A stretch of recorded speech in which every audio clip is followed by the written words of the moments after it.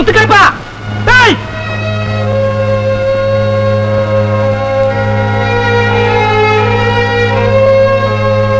வாங்க சாமி, உங்களுக்காகத்தான் காத்துக்கிட்டு இருக்கேன். என்ன ஏதாவது அவசரமா? ஆமாங்க, சத்திரத்துல 4-5 பேரு தங்கி இருக்கிறாங்க.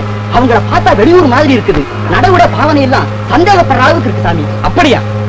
சரி, நீ அவர்களுக்கு ஒப்பன் அடித்து ஏதாவது உணவு கிடைக்கிறதா என்று பார். சரிங்க.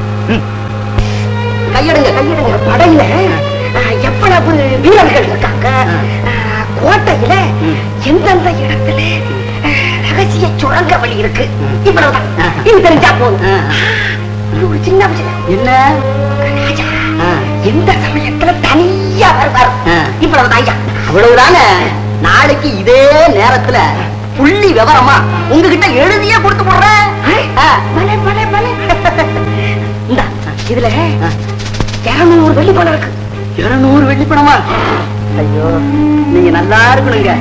ஆமா, நீங்க யாருன்னு சொல்லலையே இவ்வளவு நேரம்.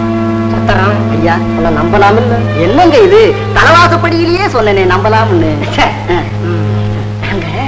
எட்டையா போறோம். ஓஹோ, கூலி பட்டாளமா? எப்படி இருந்தான் ஐயா வெள்ளக்கார துறை, வெள்ளி பணமா அள்ளி வீசுறான் ஐயா.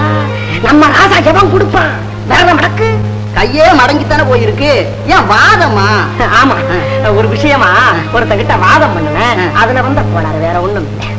அது இருக்கட்டும் ஐயா, நான் கேட்ட விஷயத்த ஒண்ணு விடாம நாளைக்கு வந்து என்கிட்ட சொல்லிவிட்டீங்கன்னா உனக்கு இன்னும் நிறைய பணம் வாங்கி தர்றேன். நம்ம இப்படி கைய புழைக்கணும், வேற எவன் கொடுப்பான்? 4 காசு சொல்லு.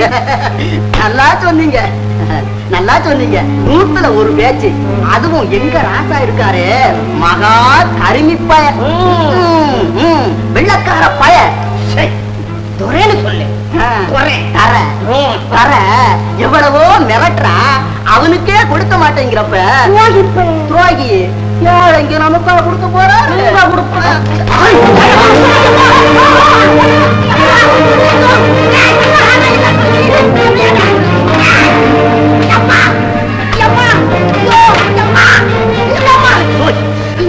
நாட்டிலே இப்படி ஒரு கைக்கூலியா? நீ யார் இதை கேட்கறதுக்கு? நானா கைக்கூலி? இருக்கு, எங்க எஜமா ஊமத்தோட சாமி கிட்ட சொல்லி உங்க என்ன பாடுபடுத்துறா?